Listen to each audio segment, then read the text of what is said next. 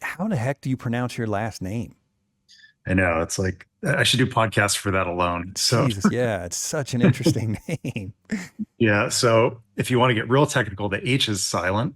So it's Hagege. Ajej. Hagege, yeah. Okay. Ajej. Man, I Hagege. never would have gotten that. Hagege. I've always called you like Logan Hagege. Yeah. It doesn't That's sound so bad. it doesn't sound the way it looks, you know. Oh, wait, I It's think I forgot already. Ajej? Ajej? Hagege, yeah. Ajej. Is that like French or something? What is that? Yeah. Yeah, it's like French Tunisian. Yeah, that's my dad was born in Tunisia. Okay, so why the Maxwell part? That's just my middle name. Oh, that's your middle name. Yeah. So you named the gallery that you own after your middle name? Or is your middle Yeah, name it's someone else's last name? no, my middle name is my middle name. And then my brother's middle name is Alexander. So Maxwell Alexander Gallery. Oh, that's interesting. Okay, I was confused. I thought maybe like I don't know. You took your grandpa's name and your I don't maybe I don't know. I don't know what I It's was funny. Yeah, thinking. Max. So my grandpa, my mom's dad was, his name was Max. So my middle name is Maxwell, named after him. Oh, so technically you did take your grandma's name or grandpa's name. Grandpa's name, yeah, Yeah, but I kind of assumed maybe like you took two last names from two like different a parents or hyphenated name or something. Yeah, something. yeah, yeah. I didn't know what Yeah, was going on there. Okay. yeah, I Okay. know. That's good. So now I finally I've known you for like or at least of you since we showed together at Went, which was what like 24 years ago or 20 plus years ago. Yeah, I think I was probably showing there in 2003. I would say. I don't Yeah. know when you So started, but 21, 2003, about the same time. Isn't that around the time he got rolling around 2001, 2, something like that? I think so. I don't know. I was there fairly early on. It could have been even 2002 for me. I don't really remember, but Okay. it's all blurry for me. Yeah, yeah. So by the way, we are recording. I started recording a while ago, but this is good. This is a good part of the conversation. I'm curious kind of so how long were you with him? Um, that's a good question. I was there. I was probably there 5 or 6 years, I'd say. You were there that long? I'm trying to think when I left. I mean, he kind of made us all leave, right? But Yeah, the gallery. I can't remember if I was there till the gallery closed or if I left. If I kind of saw the writing on the wall and left before. I left in '08 to do a sabbatical, and I Okay. think you were still there. But Okay. I can't remember 100% if you were there in 2008. But Yeah, I would. I probably would have left around then if not already by then. I don't know. yeah, but by 10 or 11, it was pretty much toast. I was definitely out by 2010. Yeah. Yeah, I think I was out even early. Man, I feel like I was even out before 2008. Anyway, So when did you start Maxwell Alexander? that was about, let's see, about 11 years ago. Okay. And what was the motivation there? You just tired of paying 50% to other galleries or what? No, I mean, I still show in other galleries. I think, my brother had been working in advertising for a bit Yeah. and wasn't really thrilled with his job. And I was getting really busy at my studio. And so this would have been around 2000, I don't know, 2011 or something, that I asked if he would come, leave his job basically. I would pay whatever he was getting paid, but he could manage my studio for me, help me out with all the stuff that, I waste my time doing that I'm back to doing now on my own because he started a gallery. But so he was helping me with, ordering frames, driving my work to the photographer, dealing with galleries and stuff and shows that I had coming up. And then, so we were together every day basically and got to talking about the idea of opening a gallery because he had a marketing background and Hmm. he really understands, having obviously been my brother and growing up with me and seeing my experience with art galleries. He knows and knew what artists were dealing with in galleries and the struggles. And so I think he really knew how to treat artists. And so the idea came up of opening a gallery. Initially, I think I was going to be much more involved. That was my thought anyway. So we found a little gallery space in Culver City, Hmm. really with Where is Culver City? So, oh, sorry. So Culver City is in it's in LA. It's kind of near Santa Monica, I guess would be the Okay. biggest like known city. But yeah, there was like an arts, a kind of a thriving arts community that was happening at the time, and there's still some great galleries there. But it was a really small space. I want to say it was like the actual showing space was probably about 900 square feet, 1,000 square feet at most. But so we started the gallery with pretty much nothing. I mean, it was a little bit of my money, which wasn't much at the time, to start the gallery, and my list of collectors that I had developed over the years. And thankfully, artist friends of mine that were willing to give us a shot gave us a shot. I just called them up and said, "Hey, we're starting this thing, and we're hoping it'll turn into something. And would you show with us?" And the first show had some really great artists. So from the beginning, there was like it was just a strong showing from the start. It gave us a really great Yeah, I remember beginning. that. So Joe Todorovich was one of those guys, right? Yep. Who else did you have?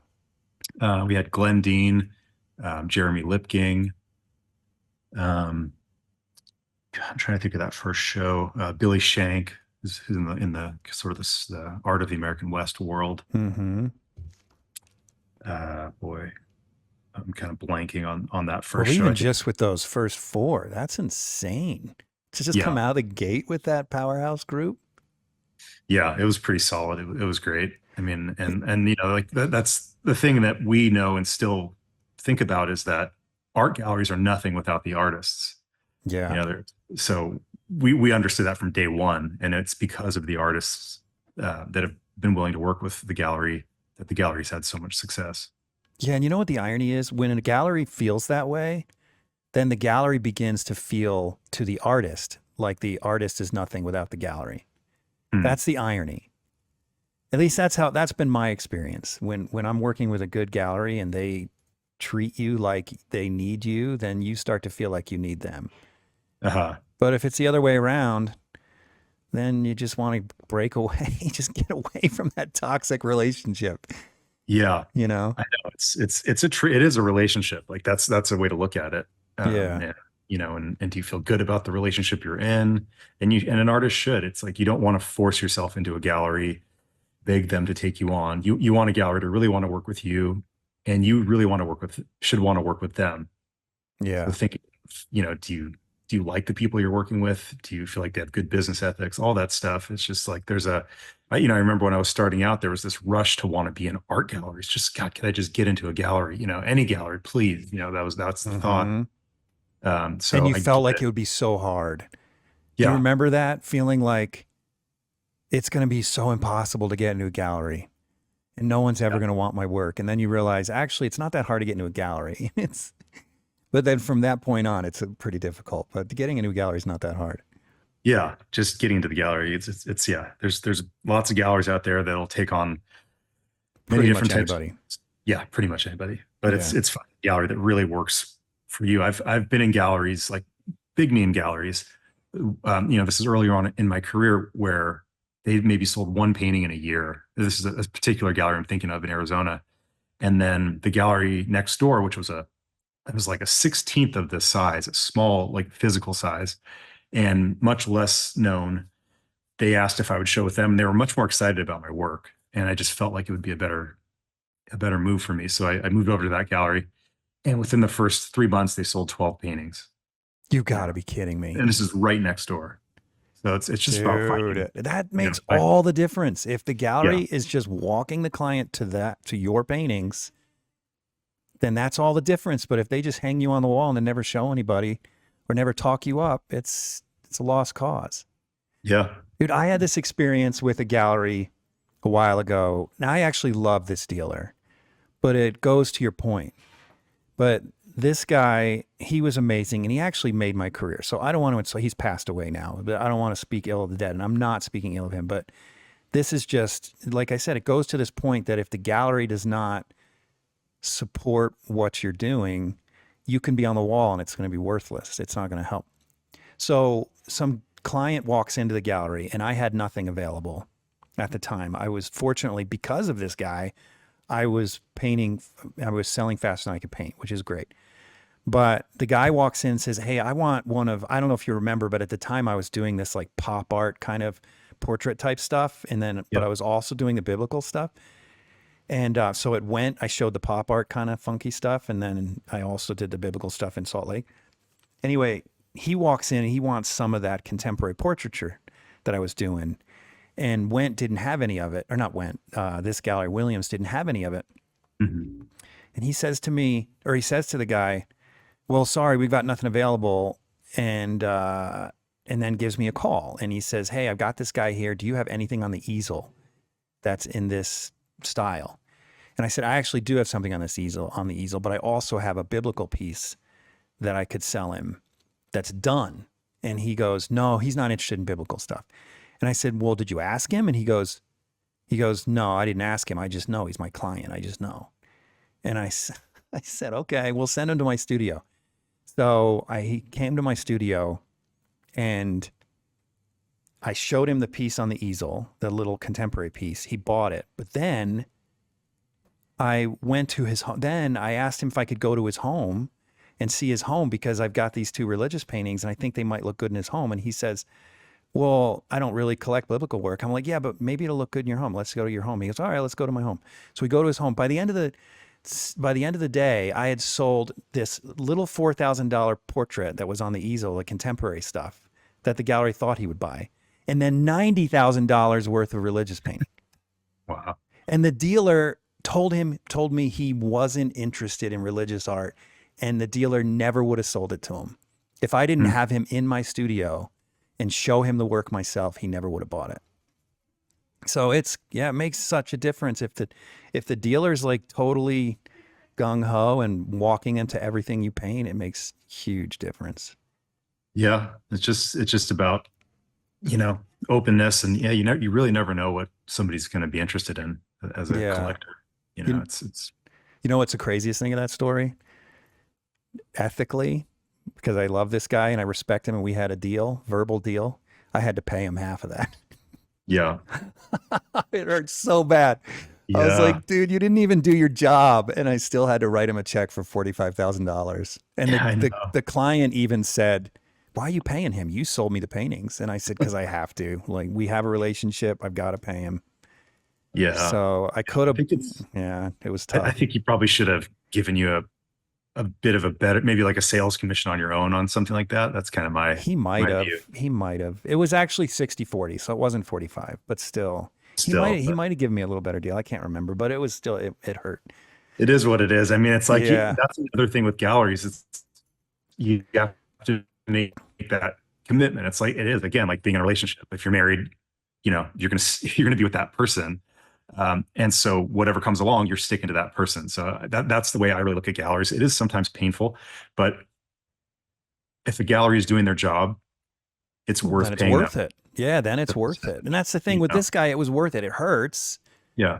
But it was worth it. I mean, it hurts to replace my water heater, but I need hot water, and I needed this guy, so I pay him. So the collector wasn't necessarily going to walk into your studio without it was this his guy. collector. So, right. So it's always a little bit painful, but you just have to accept it, Yeah. Yeah.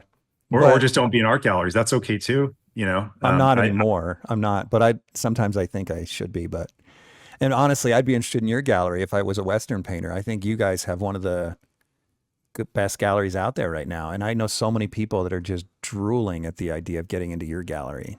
So you guys have done spectacular stuff. Yeah. I mean, I can't take a whole lot of credit for it. I think I helped get it on the right track and going in the right direction. But, my brother's really done all the work. Yeah. That's a big jump start though. When you bring in artists of that caliber, you can't undersell that.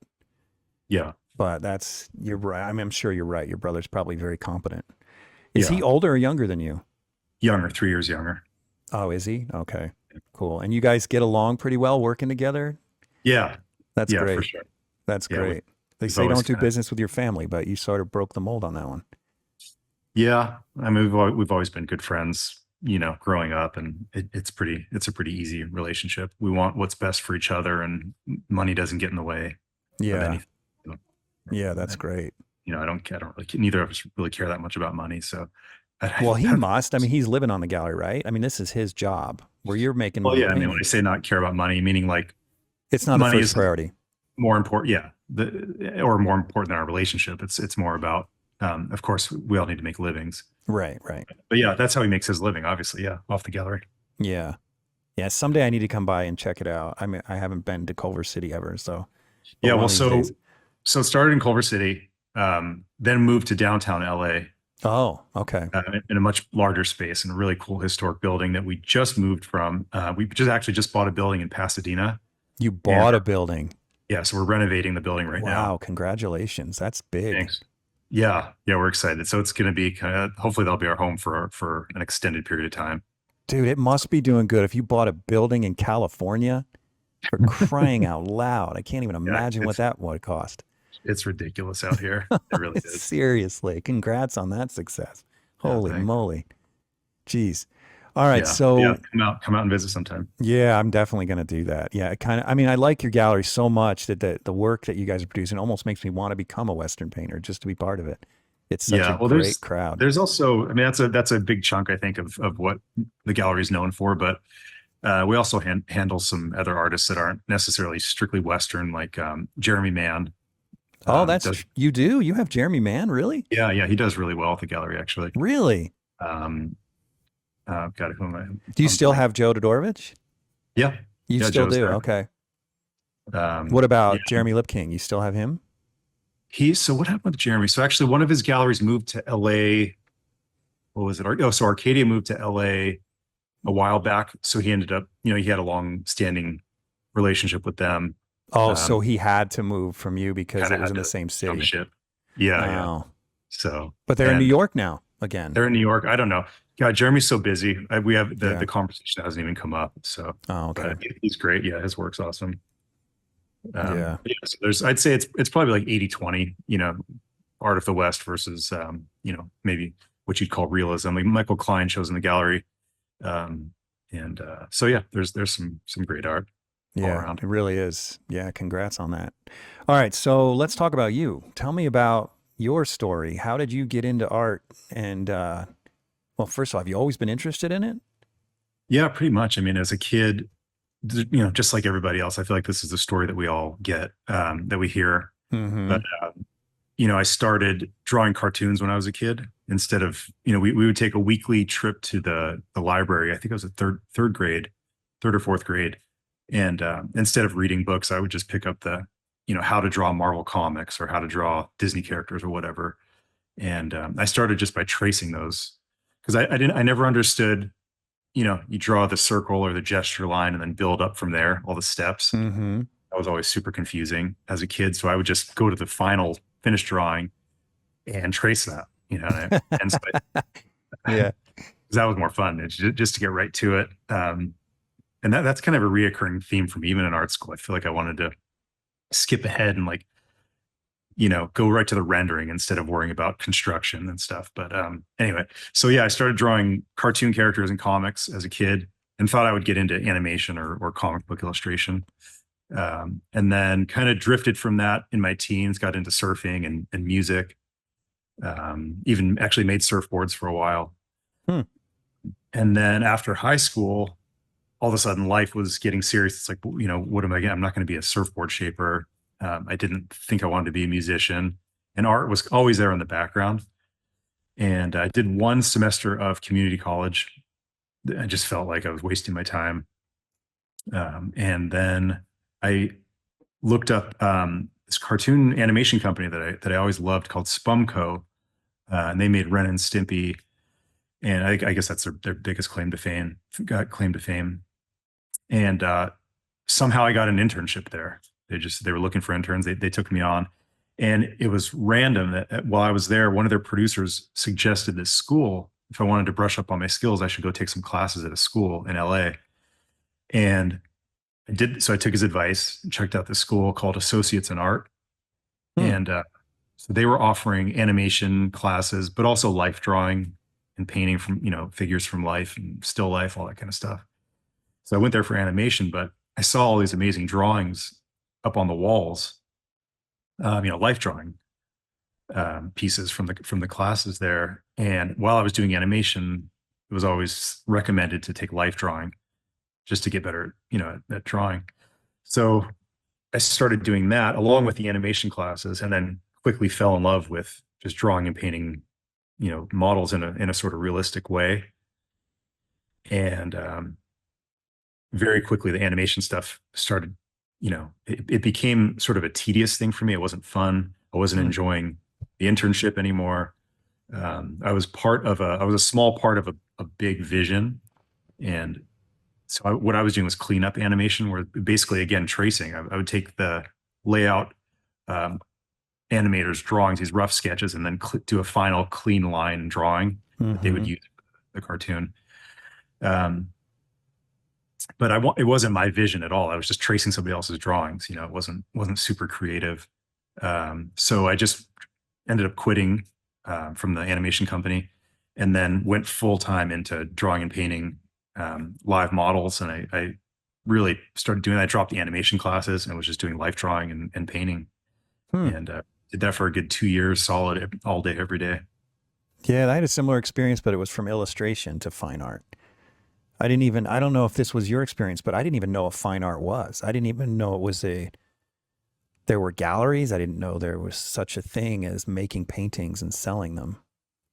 No, it was the same for me. There was actually a woman named Christina Cooper at that school who was one of the students as well. And she sort of opened my eyes to that. She was showing me art magazines and telling me about all these artists that were making a living just selling paintings in galleries. Yeah. And I remember her giving me a whole list of galleries to check out and say, yeah, maybe one day you can try to get into one of these galleries. And so, yeah, it was totally foreign to me. Yeah, I guess I take that back. There was when I was a kid, my mom took me to this place in Storm King Mountain, if I remember right, in the Hudson Valley, where this guy did these ship paintings, like boats on the Hudson River, I think. But it was also an art supply store. And so I don't think I really quite understood. I think in my young mind, I thought this was a guy who was running a business and trying to pawn paintings on the side. You know what I mean? Like I didn't realize that that was legitimately his career. I mean, if I Mm. remember right, I was a teenager, so I would have been impressed with anything at the time. But if I remember right, they were quite good. So it wasn't, you know, I imagine he was making a living. Uh, but Mhm. but I still it didn't click that's like a thing.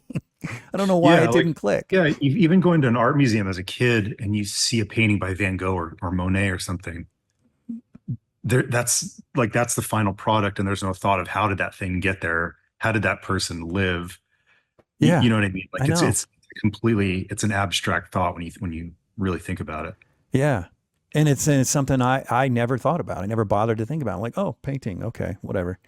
Yeah. Yeah. Yeah, I had zero interest in it. It's, art Hmm. museum kind of boring as a kid. It wasn't something I was really like excited about. Yeah. Yeah. So was there anyone else we would know that went to So school there? Where you went to school? uh, Because I haven't heard yeah, of that so there's before.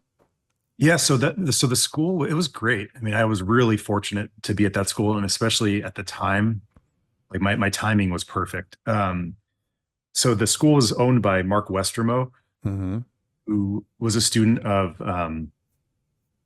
Fred Fixler, who was a student of Frank Riley, who taught at the Art Students League. This isn't the So there's same school that Joe Todorovich went to, is it? I think he went to there for some period of time. I Oh, think he how did was, I forget the name? Yeah, yeah. okay. Well, so there's also that. So after Associates in Art ended up closing, the LA Academy of Figurative Art opened up, and I don't know if Joseph maybe went there or taught there. I can't remember his timeline. Hmm. He definitely wasn't there at the same time as me though at Okay. Associates. Um, but so there's a guy named Sergio Sanchez that came out of there. He actually, it was funny. After 6 months of studying there, he was already teaching. He was so good. But he went on. He's like a That super name famous really rings a bell. he's a famous tattoo artist now. He's amazing. He does these Oh, is he the super guy that realistic. does almost, it looks like your leg is carved when he's done with it? Like Well, it's yeah. so So three dimensional. I think he's most known for his portrait work. He does these like Yeah, amazing. that's what I mean. It's so three dimensional. Yeah, It's like they carved it into your arm. totally. Yeah, it's Yeah, so I cool know his because he's work. got It's such insane. solid training, and he applies that to the tattoo world, which is really cool to see. He's had like crazy success in that world. I wonder what he charges for a tattoo. I don't know. I'm not in that world at all. I'd have no Yeah, me idea. neither. Yeah, but Yeah. I've seen so many bad tattoos, and I can never think of his name. People are like, "Do you know a good tattoo artist?" And I always think of him, but I can never remember his name because I don't have any tattoos, so it's not like on my mind Yeah. very often. But Same. Yeah. I yeah, don't, he I, is so good. He's off the charts. yeah. Yeah. No, he's amazing. But like I said, he was always good. He just took to it. He was literally teaching classes Hmm. to after 6 months of being there. I was like, Hmm. what's going on here? You know, but he was great. I'm trying to think, there weren't a whole lot of people that came out of the school. I know some people went into, I think maybe illustration and stuff, but I Hmm. lost touch with most people. And what Uh, year? What years were you there? so this would have been like 99, 2000, maybe into 2001 a bit. Okay. And while I was there, I was studying also with Steve Houston. I don't know if you know his work. I Is do. he? Yeah, he's like doing the boxers and whatnot. Yeah. Yeah. Yeah. So luckily he was teaching in LA out of his studio. I think it was like Tuesday nights and Thursday nights he would teach. I think Tuesday nights were quick sketch figure drawing. And then Thursdays, I Did think you were, know what a big time artist he was at the time? oh Did you know yeah, it what was you not, had? You did know what you had. yeah, yeah. Oh, I okay. couldn't believe it. Yeah, it was crazy. And God, he was such a good teacher. He still, I think does some teaching, but, um, God, he would, you draw for 20 minutes, 25 minutes, whatever. And then he would set up this big pad on an easel and give a lecture on whatever, some aspect of art, whether it was construction of the figure or even art theory. And I mean, I have sketchbooks full of notes from his classes. Hmm. It was great. And he was like, I think the classes were like $10 or $15 to sit in on. You just drop in. Jeez, you guys in Yeah. California had it so good. There was Yeah. so much back then. I've said that to when I interviewed Joe, I thought the same thing. I'm like, hey man, it was like the early 2000s were like it seems like everything was happening in Southern California as far as the new realist revival, you might call it. Yeah. Yeah. Like, so when I was at Associates in Art, I say it was a good time period to be there. There was this program they started called the Masters Program. Yeah. It's kind of like the old French academies where you just draw and paint all day, every day from live models. So we did a minimum of 6 hours a day, excuse me. And then some evenings, two evenings a week, we would stay for quick sketch classes at night. So there'd be, sometimes 9 hours of drawing or painting a day. And then we were just so into it. We'd go out on lunch breaks and paint landscapes at a park nearby. It was that full immersion. And which was just great because then with that, as you know, with that sort of training, you can do whatever you want with it. Mm-hmm. Like your work has gone anywhere from the sort of more, like you said, the pop, if you want to call it that, the brighter, poppy sort of simple portraits to the Mm-hmm. religious things you do that are completely complex and full, well-rounded paintings with landscape backgrounds and whatever, all the stuff. Yeah, they're a little harder. Yeah. A There's a little lot bit. that Yeah. but yeah, I mean, with that training you have, you could do whatever you want. Right. So Right. Yeah. So I'm trying to think of all the people our age. We're about the same age, right? You're in your mid, early 40s. What are you? I'm 44, yeah. 44. Yeah. So, at that time, there was coming out of Southern California, Joseph Todorovich, you, Jeremy Lipking, um, Sean Cheatham. Was Michael Grimaldi out of Southern California? I think so. I think he was a New York guy. Was he a New York guy? Anyway, it just seems like Southern California was crazy. I remember just starting my career and watching all of you guys come up together and just being like, what is in the water out there? Hmm. It seems like magic. But I don't know if that's still happening in that area. Is it? Or it's just like your generation, I felt like. And maybe I'm just out of touch now, Right. but your generation just seemed like a magical time in Southern California. Yeah, there was a good thing happening. I don't, I may be out of touch as well. I don't know what's happening as much in the art school world, but yeah, I think Lipking was a big part of that. He was a little bit before me, and God, I'm blanking on the school. There was another school out in a town called Westlake Village. Oh, man, I can't think of the name of it, but a very similar setup with the way associates in art was. We basically had professional artists that would come in and teach these classes. So they had a guy out there named Glenn Orbick who studied. I think he was a classmate with Mark Westermo, who was the guy that started my school. Mm-hmm. So that it was all the Riley method, they called it, um, Mm-hmm. drawing and painting. So yeah, I don't know. I feel like Lipking was a big part of that push. He made realism pretty Yeah, he made exciting. it cool back Yeah, then. yeah, he Yeah. was just like so magically, even to this day, watching him paint, it's like it looks magical Oh the yeah, way he's still just as good. The only difference is, or better maybe, but the Mm, only difference is there's so many good artists now. But back then, when all you could see was artists in magazines, it felt like to every 100 great artists there are available to our eyes today, there was like one back then or less. yeah, So Jeremy was just like, and all of you guys were just like this sort of like beacon, of great art example mm, back then. It felt that way. But now there's just so much. There's so many great painters right now. I mean, my list for this podcast, you wouldn't believe how long it is. It's I'm insanity. sure. I'm like, I'm and, and, sure. and it keeps on growing because I'll get on Instagram and be like, whoa, I haven't seen that one before. I haven't seen that one before. It's just Yeah, mind blowing how many good artists there are now, but it didn't feel that way back then. It might have just been the fact that we didn't know, but I think part of it is just all these schools popping up now and yeah, people are sharing, and it's just sort of the rock's been rolled down the hill and it just keeps getting bigger and bigger. yeah. There's just so much more exposure. Like Mm-hmm. this that this is a possibility, something that somebody can do as well. Mm-hmm. Yeah. The idea of making a living as an artist. There's definitely, obviously, more people now than ever that are doing this. Mm-hmm. Yeah, it's So crazy. it's become a thing where people see that there's a way of making a living at it, and it's kind of a neat lifestyle. You don't really work for anybody, and so I don't know. I Yeah. think it's pretty attractive to young people. Mm-hmm. So let's talk about that. But so how did you go from going to school and you obviously decided that commercial art wasn't for you anymore. You wanted to be a fine artist. How did you move from that desire to reality? I just, as simple as sending my portfolio out to a bunch of galleries. That's really what it That's it. was. That's it. And Went was Yeah. one of them. Where else did you go? But there's my first gallery was this little gallery in Pasadena. I have no idea if they're even around anymore, Hmm. but it was the first gallery that said, yeah, let's give it a shot, you know? Mm-hmm. And, so it was the old day, in the old days, you'd send out 35 millimeter slides in a I big know. I envelope remember. Yeah. with a resume that said nothing. Like I had won 2 awards at some like local art association show or something. Probably got like an honorable mention at some small show because I just had nothing under my belt. But um, so anyway, but I was happy to start anywhere. Mm-hmm. Like we were saying before, just to get in the gallery, that was the goal. And Mm-hmm. which I get it. That's like you got to start somewhere. So whatever, and it was a fine gallery, but you got to start somewhere and get the ball rolling, Mm-hmm. get your work into the marketplace. That's the thing. Like I think a lot of people see social media as a way to make a living as an artist, and I think that there is a possibility in there, but not having your work in the actual art market, I think can hurt an artist in the long run.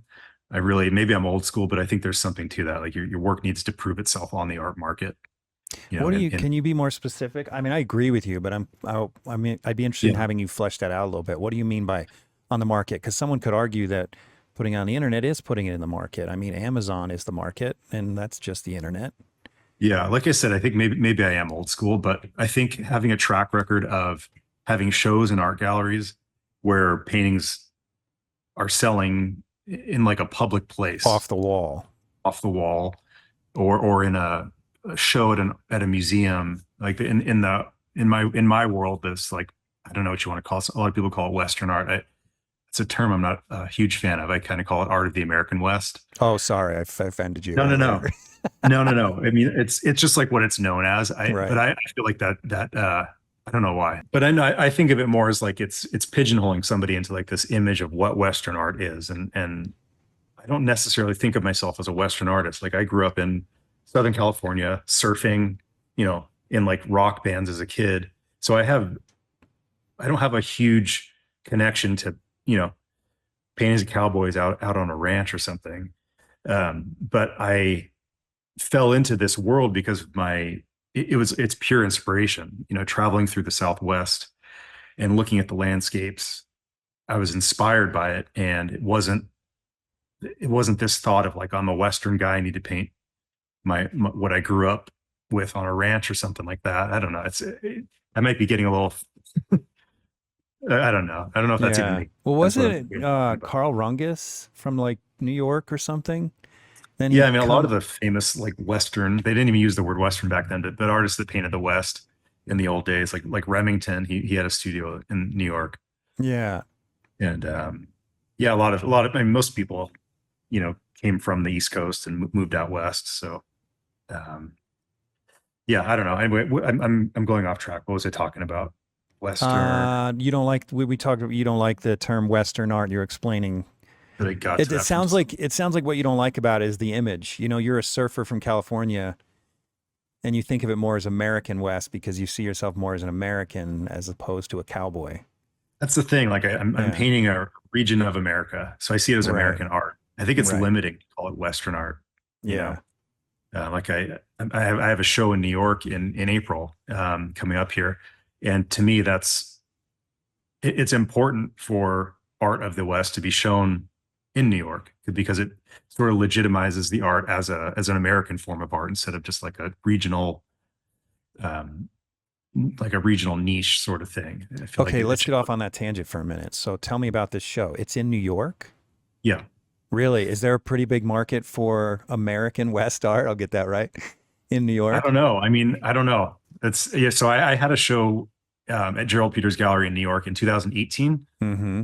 I had a solo show out there for this reason. I wanted to push myself out of the boundaries of the Western galleries. So it was a risk, and but I thought it was important for me and just for the market itself to show that this art can be seen somewhere else, outside of In what Arizona. way is it a risk? I mean, can't you, when you're done, can't you just, let's say you don't sell anything, can't you just turn around and put it in another gallery? Yeah, I mean a risk in the sense of maybe looking bad, having a show and nothing sells. We Oh, never want that that's to happen. valid risk. Yeah, that's true. You put all this effort into painting a show and then kind of falls flat on its face. Right. But thankfully, luckily, whatever you want to say, the show sold out the opening night in Wow. New York. Yeah, that's amazing. Congrats. Yeah. So Thanks. there Yeah, but is a market for it.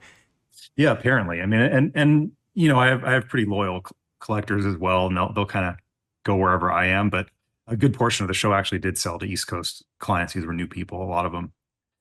So yeah, there's Hmm. in my world anyway, there's a market for it. I don't think I'm the only artist that paints the West that would do well in New York. I think there's room for a lot more people out there.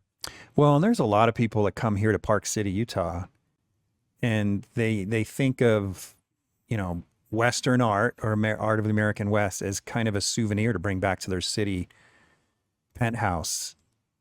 So even if you don't identify as a Western or part of Western culture, I think there's still an appeal to a lot of people back east. Yeah, definitely. I mean, I think art of the American West is arguably some of the most iconic American imagery out there. Yeah. When people think of America, it's like the cowboy is such a strong image, and Why also, is that? I'm trying to think of. I mean, I mean, is the you think Hudson of it, River School comparable? No one thinks about, unless if you're a layperson, you probably don't even know what the Hudson River School is, but you've seen it, you know Western art. You might not know yeah, the names of the artists, but you've seen it. yeah. I mean, the Hudson River School, I think, is so related to European. There's such a strong European influence, Yeah, that's true.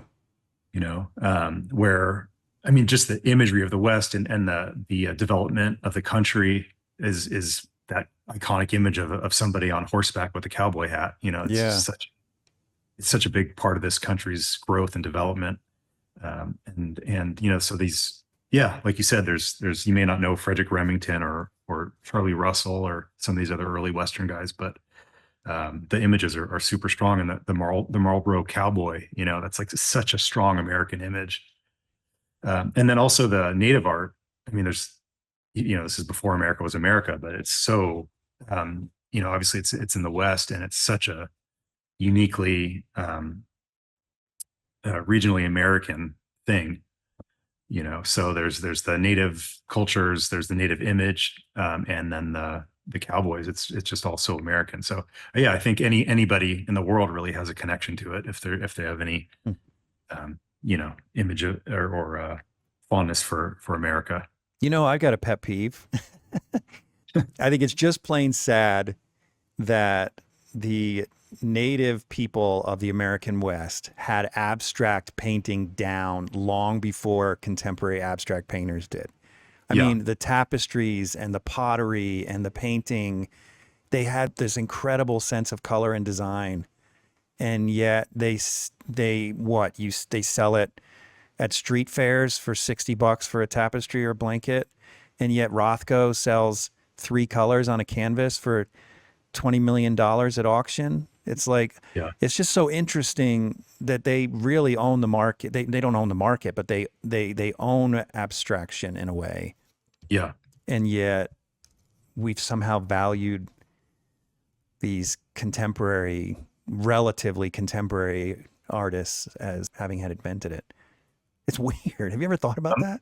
Oh, 100%. I've thought about that.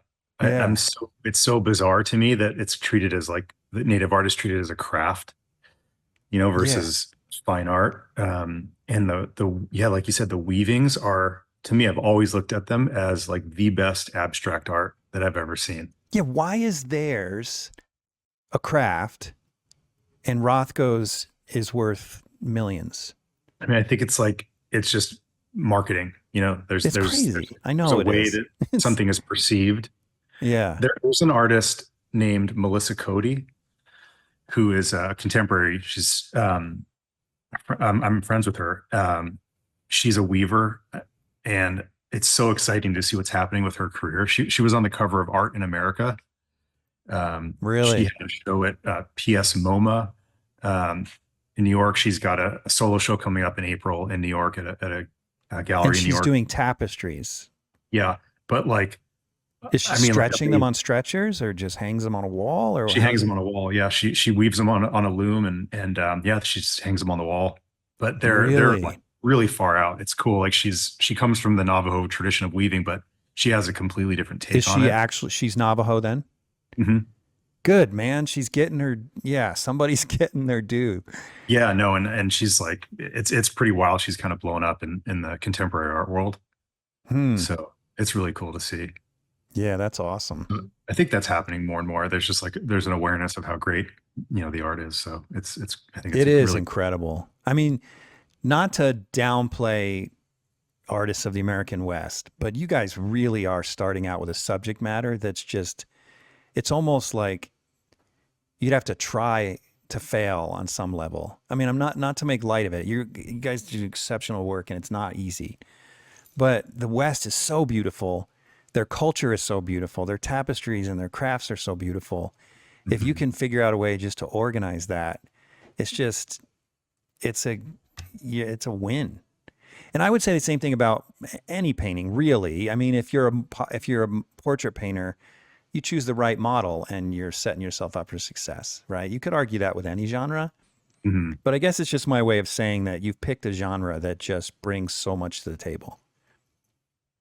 Yeah, no, I agree. It's for me, it's such an inspiring place, and the landscapes and the people. There's just, I don't know. There's endless inspiration for me. Seriously. Yeah.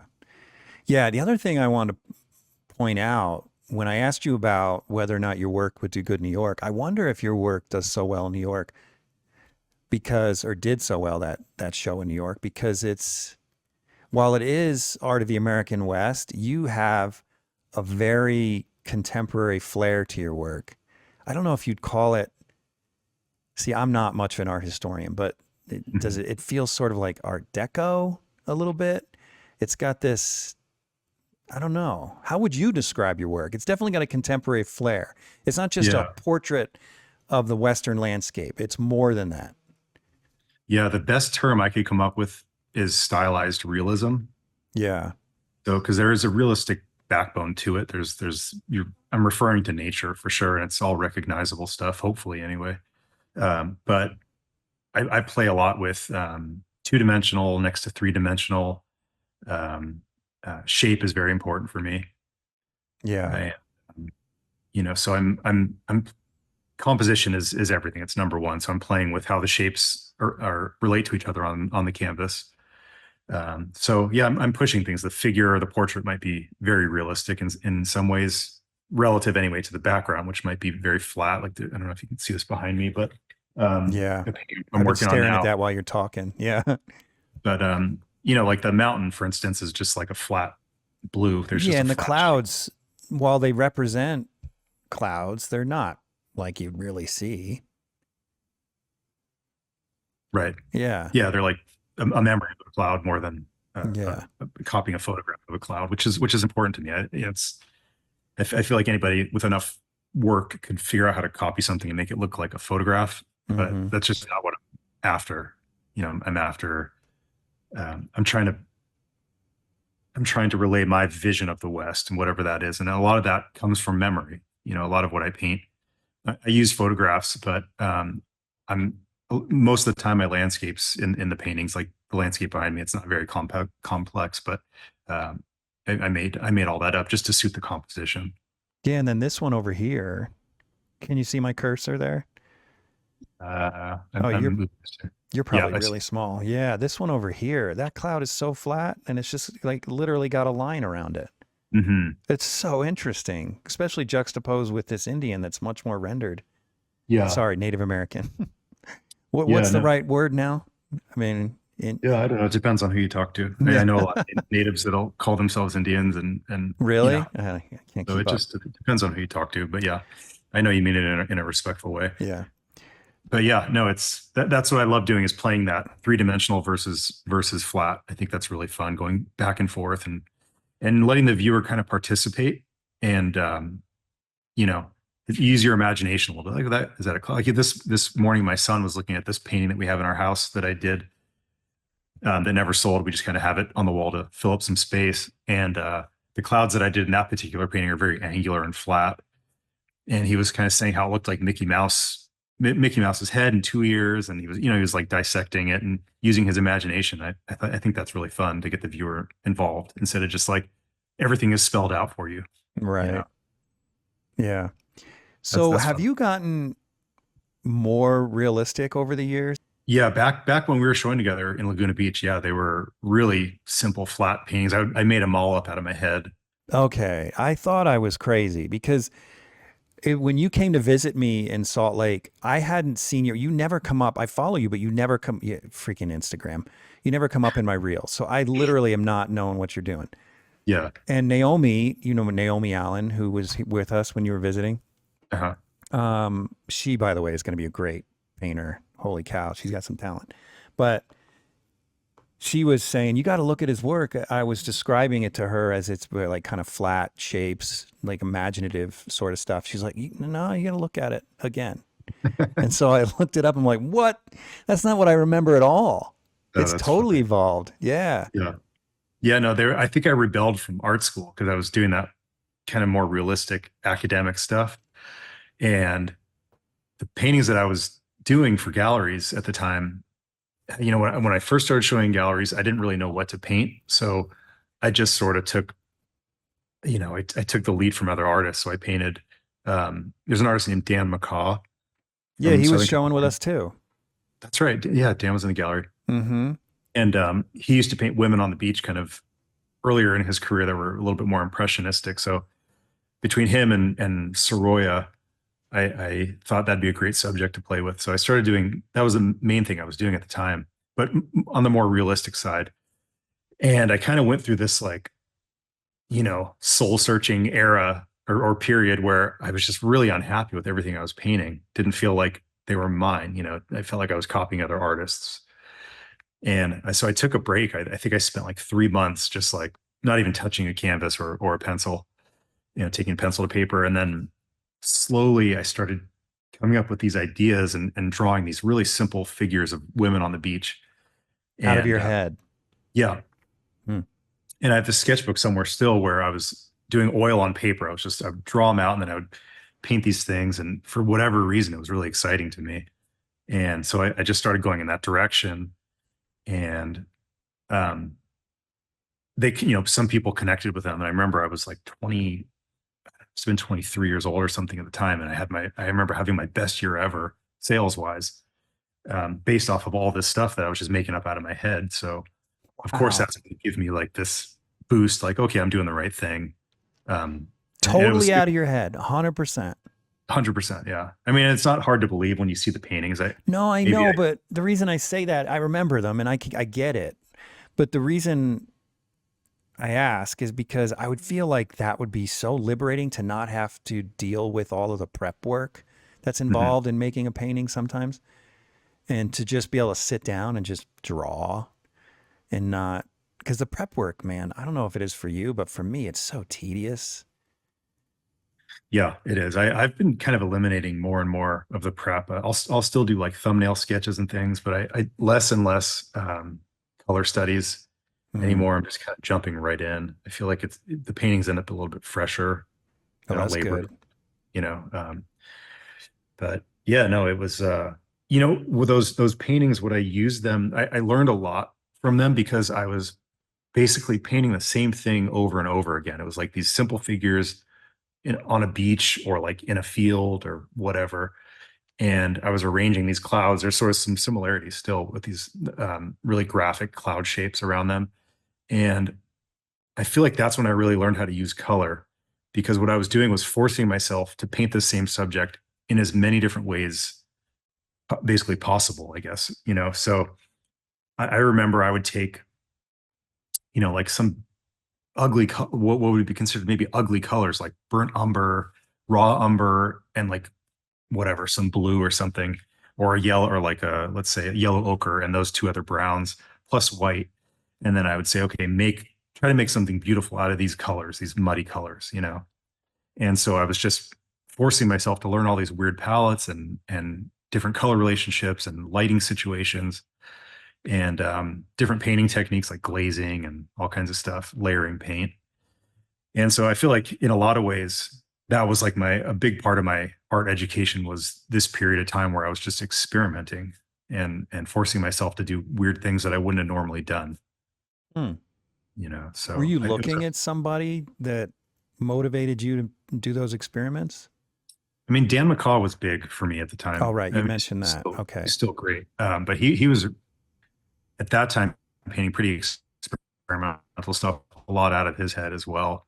He had sketchbooks full of these thumbnail ideas that he would just draw out of his But head. I mean, And that was specifically super inspiring breaking to me. it Stuff that down, giving yourself assignments. I mean, the reason I ask is because yeah, when I was in school, I was frustrated because we weren't learning anything. We were just feeling and sharing our feelings really on paint, on yeah, canvas. And so, with some exceptions, I had a few good teachers. So for the good teachers, you know who you are, and I really appreciate you. But for the most part, that's what it was. And so I found myself at one point going to the bookstore and looking at certain artists and thinking, okay, trying to almost reverse engineer what they were doing and coming up with assignments to give myself that I thought might help me reverse engineer what they're doing. And so I wonder if when you're choosing, say, a limited palette of these ugly earth tones, if you saw other artists using limited palette that inspired you to try and figure it out, as an example. yeah. I don't. Nothing comes to mind. I mean, there was always the Zorn palette, but that was, I did that in art school. Yeah. But So it's which just was gut. You just felt like trying yeah, it. Really? yeah. I don't know. I feel like the one thing I'll pat myself on the back about was I feel like I was a really good student and I Mm-hmm. was smart about the way I trained myself. I would basically find the teachers that were out there that I could learn what I felt I needed to learn from, when I was in art school. Someone like Steve Houston. I also studied with a guy named Joseph Mendez, who was a very like, I guess more of a colorist, impressionistic. That was something I wanted to learn. But then when I was out on my own, it's like you got to figure it out. And so where I felt I was lacking, and even to this day, I still challenge myself, whether that's like the scale of a painting or the complexity or simplification of a painting. But yeah, it was gut. I felt like it was a good exercise, and um, so I just went with it. Hmm. Yeah, that's interesting. I can't imagine I would have had the creativity to come up with my own assignments without looking at other artists.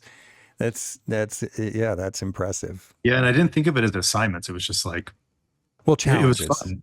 Yeah. Challenges. It was just fun. It was exciting to figure out. It was amazing to me. Like these ugly colors could make something that was like harmonious and had an interesting color key to it. You know, Yeah. Thomas Wilmer Dewing, TW Dewing, he's kind of known as. He's an artist from. I'm bad with dates. I imagine early 1900s, maybe late 1800s. I don't know. Mm-hmm. But he had really amazing soft color keys and harmonies to his painting. So I was looking at him a lot as well. But so maybe that was some of the inspiration, but not necessarily the thought to do these weird palettes. Yeah. Hmm. Okay, so you started your career by entering this first gallery, Hmm. and then tell me about what happened next. I mean, when did you start to realize that this is actually a viable career? You know, I had so with these paintings that I was doing out of my head, I had a early boost where I remember I think I made like $50,000 that year, and I was like 23 years old, I think, Well, which was how much more was that than the previous year? like from basically nothing, like $10,000 or something, 12,000. Dang, nice work. Yeah, that So must have like from felt not, like incredible. yeah, and again, like with that stuff that I was making up out of my head, so Mm-hmm. all of it was feeling like I was on the right track. But then from there, things started to slump, and I mean, it was like a good probably 6 years, 7 years of a pretty solid decline. Oh where gosh, that's scary. yeah, where it was like living check to check and you know, relying on my overdraft on my debit card to get gas and groceries and stuff because I knew a sale was coming in, but I didn't have the money quite yet. So it was a struggle for a long time. But I always tell people I never had to get a real job, so I felt like I Yeah. was doing okay.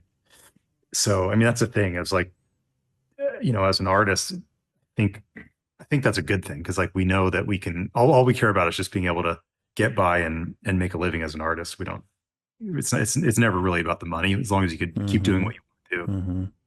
So that's what it was. So yeah, it was a good, like I said, I think six or 7 years of a decline. And then, I was still showing in galleries and I would try new galleries that would maybe not even sell a painting ever Were you for me. not doing well with Wendt Gallery? I did okay for a while. And then Was I that don't know, during this 6 or 7 year period that you were? yeah, like it was just a decline. There was like a steady decline. Like I did okay I did pretty well that year and then slowly started to taper off. But And were you then, with him that year that you made 50 grand?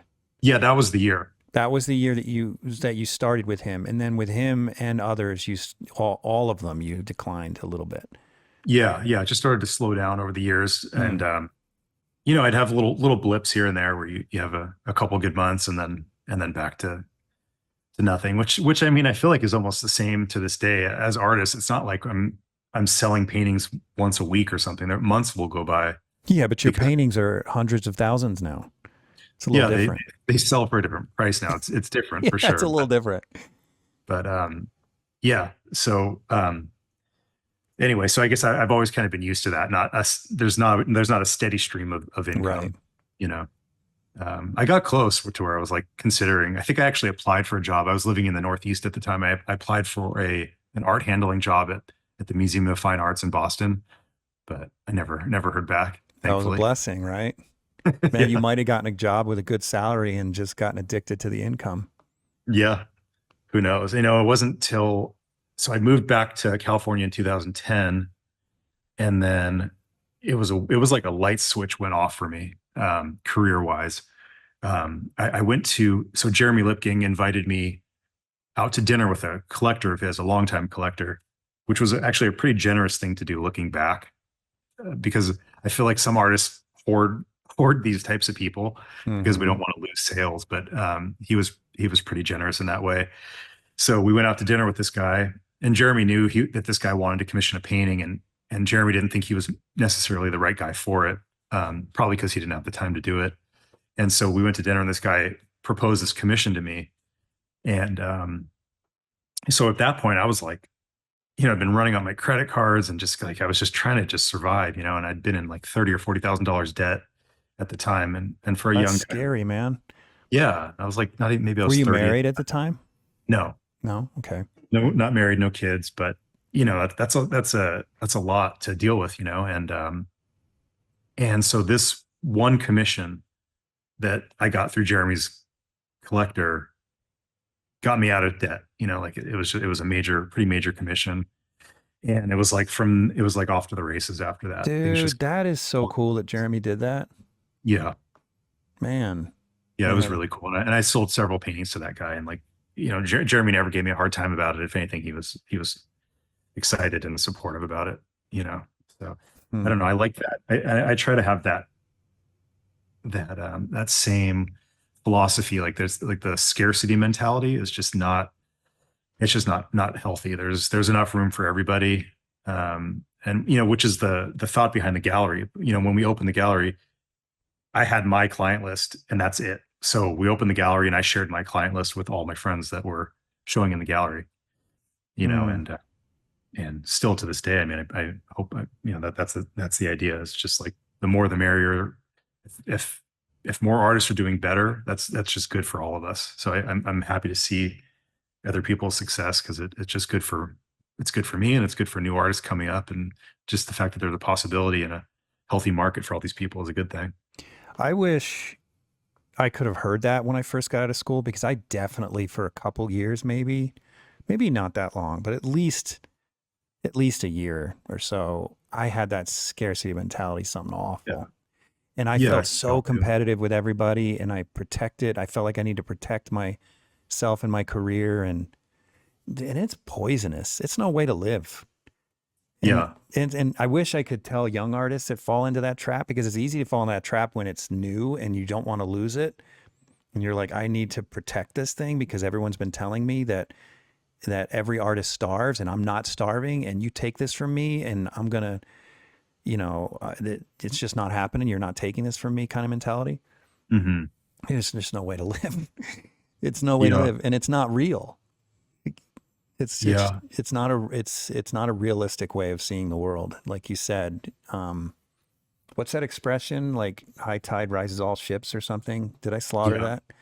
No, I always get that wrong. I literally said that to somebody. I was like, what's this thing? Is all ships rise with a tide? I'm really bad about that stuff. No, I think you But we got it get the right. point. Yeah, No, and it's I've so seen true. that. Like I feel that with this podcast, being able to I don't think I'm really helping anybody, but I mean, I've had a few artists tell me that it's helped them in small ways, and it's nice to not feel that feeling of being threatened that I felt right out of college.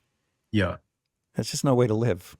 No, I know it's not. It's and I think it's natural, and for a younger artist, we have. I think I had a pretty big ego when I was young, and in art school, I felt like I knew everything, and even like the way I early on,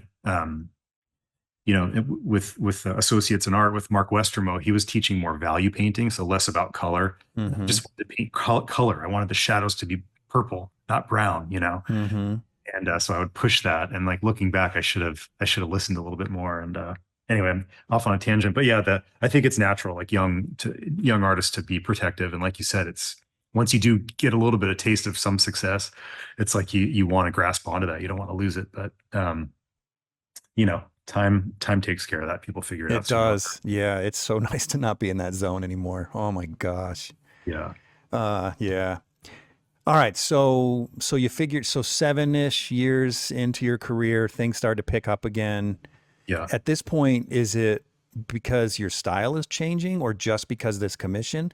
Was this commission some of the same stuff that I remember, or was this a No. So turning the point?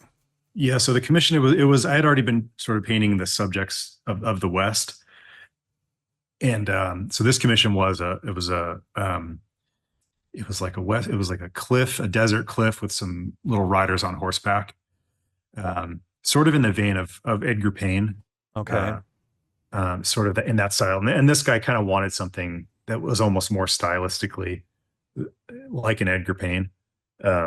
So I think today I probably wouldn't take that commission on today, but at the So time, how did it propel your career forward when you were in a however small or large way mimicking another artist? Because you didn't become an Edgar Payne copycat. You became what I see behind you.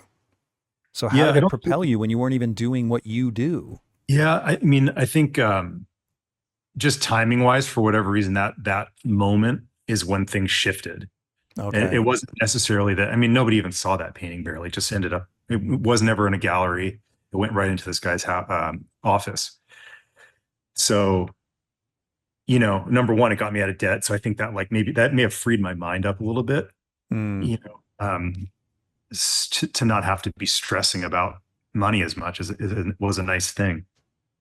And I think timing wise, like there was just kind of a snowball effect. Things had started to pick up a little bit before 2010. And then, yeah, I think I had developed my own voice a little bit more. Like my vision was coming through a little bit clearer in my work. I had started to pick up a stronger collector base. And yeah, I don't know. It was strange. Things just kind of took off for me from that point on. I started getting into different galleries where paintings were selling more frequently. And yeah, maybe the subject matter along with the, I guess if you want to call it style or my vision of painting, just kind of it all started to click. mm. I think that's like maturing as an artist. It's normal, and it's so tricky with social media now. There's this perception of success when somebody has a lot of followers or sells a few paintings, um, like they've figured it out, like they know who they are as artists. And I'm super thankful for that time of that slump, where I had 10 plus years to develop myself as an artist. Yeah, I was doing it publicly. I was still showing in galleries and all that, but I didn't have social media really at the time to post every single painting I did and every little drawing I made. So I could kind of quietly develop myself over the years. And I think it was just like this maturing process as an artist. And it was a good solid 10 years of that really to get to the point where I was at back in 2010. It's interesting you should say that because when my students study with me, I'm adamant about it. Obviously, I can't force them to do this, but I tell them do not post on Instagram. Just forget Instagram. Just forget social media. Quietly figure out, as you put it, quietly figure out what you do and who you are. And then when you have something sound that you're proud of, a good product, then put it out there. And I would always equate it to like Tesla or something. I'm when Elon Musk just put out every bad version of the car that he's trying to get to before he puts it out? No, of course not. Would any business do that? Would a donut maker put out every bad recipe and sell Right. it? No, they put out when they finally got it down. So that's Yeah. my advice to my students. I don't know if it's good advice, but I think it sounds like sort of what you're talking about. I think it's great advice, especially if you're a student and you're studying academic drawing or painting. Your work may have a realistic rendered look to it, and that's attractive to the average person on social media because it looks real. Like, wow, that looks like a photo, or wow, looks really hard to do. So you get this positive reinforcement, which can be as dangerous as negative reinforcement Yeah, because you totally. think, oh wow, this is what I should be doing. And then maybe you get stuck in this like this way of thinking, like, well, shit, that last thing I did had such a great response. And this like maybe more, let's say you're doing something that's more abstract or something, didn't get a good response. Okay, let me get back to that realistic thing because I got a better response. So it's like you're almost being, driven or directed by your audience, which is as an artist, that's the last thing you want to do. You want to be able to shut that out somehow. And it's like that quiet space where you find out who you are as an artist. And with all of that noise of social media, it's really difficult. I mean, for anybody to manage that. So Yeah. I think that's great advice to give to your Yeah, students. and you know what else drives me crazy with this social media is you really do have to turn you can't ever look at response, in my opinion, to your work. Hmm. Because, I could do a multi-figure painting that is 1,000 times better than a little portrait that I did. And because the portrait is close up and they can see a detail of the eye, it gets 13,000 likes, and the multi-figure painting gets like 1,000 because, you know, it's just not suited for Instagram. Right. Hmm. And if you use that as a way to gauge if you're being successful as an artist, that's dangerous. Yeah, Yeah. So, yeah, no, I it's agree.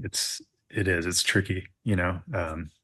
It's such a weird thing. Like and there's a part of me that feels like it's important to keep social media up for career reasons. But then I think about it. If the internet blew up tomorrow and it all went away, actually it really wouldn't affect my career in any way. I no, don't mine's not on Instagram at all. yeah, I don't Yeah. sell paintings or much of anything So off you don't social. sell off Instagram either. I don't know. I just work through galleries. Yeah. I mean, how could you? I mean, your prices are way too expensive. I mean, who is going to drop 10, tens of thousands or even hundreds of thousands on a painting off of Instagram? Yeah, I mean, there's some people on Instagram that are qualified that could do that I've sold super expensive paintings to, but Really? I mean, not necessarily through Instagram, but they are on Instagram and I interact with them. Some of these collectors of mine, so they're out there, but That will literally buy $100,000 painting off of Instagram sight unseen. no, I mean, well, no, I don't think so. But Oh, I'm okay. just saying those people are out there. I wouldn't know because I don't sell paintings like that off of Instagram. I don't sell anything directly off of Instagram. It all goes through galleries, but um, I'd be so nervous. I mean, I was telling I think it was my last guest or a couple guests ago, that I buy a lot of paintings off Instagram because I don't have access to these people and their galleries, right? But occasionally I'll get one in the mail and it's nowhere near as good as it was on Instagram. And I'm just like, oh, freaking A, man. But yeah, I might have only spent like at most $1,000 on it. So that's a yeah. lot of money, but it's not $100,000. Yeah. You know what Yeah. I No, I mean? think anybody that's going to spend that kind of money, I have sold, I have sold paintings like that to people that are looking at it, just the image on a computer or something, not seeing the painting in person. There's been But do like they large, always know, but do they already know your work from in person? that's what I was going to say. Yeah. Yeah, They're familiar with my work, so they know what to expect. right. That's a big I've seen that a difference. lot. Yeah. There's artists out there that I won't name that their work photographs really well, and you see it in person. It's just different, you Yeah, know? yeah, yeah, it's true. Um, Hmm. but yeah, so I think so that turning point for me again, it was just like I think the maturing process of an artist around 2010, and then it's how it is. It's like you're constantly pushing and growing, and I think a healthy artist is somebody that's not thrilled with their own work, and that's how I am. I'm always Yeah, wanting to get better in some way, and it's not necessarily technically better. Like I want to be able to paint something more realistic or more accurate. It's just growing as an artist, evolving is the most important thing to me right now. that don't you feel like as you mature as an artist, composition becomes more important than the things you mentioned, accuracy and technique? At least that's been my experience. I feel like for so many years I worked so hard on technique, and now it's just like, God, but painting can still suck real bad if it's technically brilliant, if you don't get that composition right. Yeah, no, it's true. That's number one for me. Yeah. Yeah, Composition you can all day. tell your compositions are spectacular. So, Thanks. all right. So that's a good segue, actually. Let's go ahead and look at some of your stuff. So I've got up your website, which is Logan Maxwell. All right. Wait, don't tell me. Ajij? Ajij? Hagege. Ajej. Yeah, I just close, made it sound Middle Eastern, I think. close enough. Ajej. Okay. I'm so bad. My memory's the worst. All No, right. So these are just, oh my gosh, this one right here, it is so freaking cool. They're all so gorgeous. Your work is just incredible, man. thank you. Just incredible. So And that one, if so, above the flower painting on the left-hand side of the screen there with the multiple, so down, sorry, the down right here. horizontal with the figures there. Yeah, That's yeah. the one over here. Oh, the one with the stripe. Yep, there it is. Yeah, that's Oh, you that's a still big have one. that in your studio. Yeah, it's 8 by 12 feet. Oh my So gosh, are you freaking kidding me? yeah, it's a big one. Don't you have a huge warehouse studio in your yard or something? Yeah, so I'm in the studio now. It's 2,000 square feet, and yeah, it's like basically a barn, like a steel Can you building. show us? Is it Uh, possible to move your camera around? it's you won't be able to see much, but besides a mess of let me see. I don't want to unplug something. So there's that painting. It's a disaster in here. I don't know how much you could see, but Oh, so it's got it's literally like a barn. It's metal yeah, frame barn. yeah. So there's 20-foot ceilings, and I designed this light. Let me see if I can point to it. So this light system here, I can't figure out how to point to it. No, You I see see it. Does that whole thing the just slide all the way down on yeah. tracks? So the light, there's a whole like rectangle around the whole building. It's about I don't know 6 feet off from the wall. Mm-hmm. Um, I have the same lighting all around. Um, but yeah, so at the peak, it's 20 feet. Jeez, And man. it's just a mess in here, but I don't know. You can see. And Um, I guess you're in California, so those little heaters and air conditioners you have in there are sufficient. yeah, it gets super hot here. Does it? It gets hot in the summer. It'll be like up to 113 some days. Oh, geez, that's Uh, terrible. So but you're I've got inland more. yeah, I'm about 20 minutes from the coast. Okay. Um, but yeah, they if I have all three of them on this mini split AC units, they work. And then right now I'm kind of it's a little I won't tell you how cold it is because or I feel like I'm cold right What now, is but it I like can't say it's 60 or cold. Yeah, I something? know exactly. I feel like I'm like shivering in here. It's like 55 degrees. Yeah, it's freaking freezing here right now. Yeah, yeah.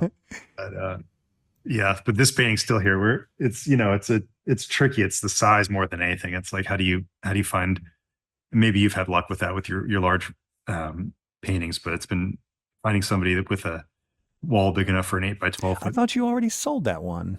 Isn't that the one you were Yeah, telling me about when you were here? it may have been a different one. Yeah, it Oh, must have been a okay. different one. This one I remember wasn't. you talking about a huge one. Or maybe you were Okay, just saying you need to find somebody for it. I thought, maybe I don't know. oh, it's a gorgeous painting. Yeah, 12-foot wall. That's gonna be a house with I mean, the problem is windows and other Yeah, things. To have that kind of a wall, you almost have to you know, build a house around the painting. yeah. There was this collector in Jackson Hole, Wyoming, that wanted it, but it was just they had these sconces on the wall that was just too big for. I So you can mean, move a sconce. It's not like it was a that's window. yeah. Being the salespeople that we are, we said, look, we'll pay for the sconces to be moved. They didn't want to, so they ended up just commissioning a painting that was like just Ah, did you charge him premium price because you had to do another painting? well, it wasn't the same painting, but just something in the same vein, I guess, or Yeah. similar. Well, at least you got the sale, a sale out of it. Yeah, no, still it worked out. That was it. Just two sconces. That's all they had to do. Yeah, I think it was probably would have looked odd if they moved him out any further. I think it Oh, was so it was more of yeah, aesthetic decision. Okay. yeah, Yeah, that makes a little more sense. I think so. Yeah, but, That's totally the art salesman mindset. Just throw all your furniture away to fit my painting in here. yeah. When people say they're out of wall space, you just tell them to start hanging them on the ceiling. Yeah. Just put them on the floor and just walk around them. Right. Or I just tell people it's time to add a new wing to the house when they're out of wall space. Seriously, man, I've got some collectors that literally have done that. I'm thinking of Mm, one right now. He ran out of room in his house to hang his paintings, so he built a new, bigger house. wow. His kids are already grown up. Everything. The only reason he bought a bigger or built a bigger house was to sell art or hang art. Yeah. Hang Which art. to Yeah, no, I me, believe it. I'm not being critical. To me, I think that's amazing because if there it weren't people like that in the world, there wouldn't be people like us in the world. We wouldn't be able to do what we do, right? Yeah, I have So one cool. collector in particular that I don't know how many homes he has. I would guess seven, like off the top of my head. But I swear he has them just so he can hang his collection. He must have well over 1,000 paintings in his collection. Wow. And each it's like a museum worthy collection. So yeah, no, those Gosh. people are like they're rare, but we love them. I can't even imagine that. I mean, I've mentioned this on the podcast before that I'm fortunate to have little a lot of little paintings because I only have an 1,800, maybe 2,000 square foot house, Hmm. and it's Victorian, so there are windows everywhere. And Hmm. even if I could afford big paintings, which I can't, there's just no wall space for it. So, but I've Yeah. got all these little paintings everywhere, and many of my friends have come in my home and been like, geez, it's like a museum in here. And it feels like that. And it's so inspiring to look at this art every day and just, Yeah. I don't, there's nothing like it. Maybe it's just because I love art. Maybe it's not that way for other people that would rather have a boat or something. But Hmm. I can't even imagine having the kind of funds that when you walk around your house, you've got grand, incredible, huge, impactful paintings. Because I'm just Yeah. moved by my little 12 by 12, 9 by 12, 4 by 5s.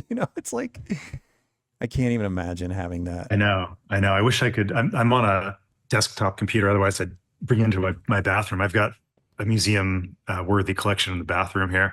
Do you really?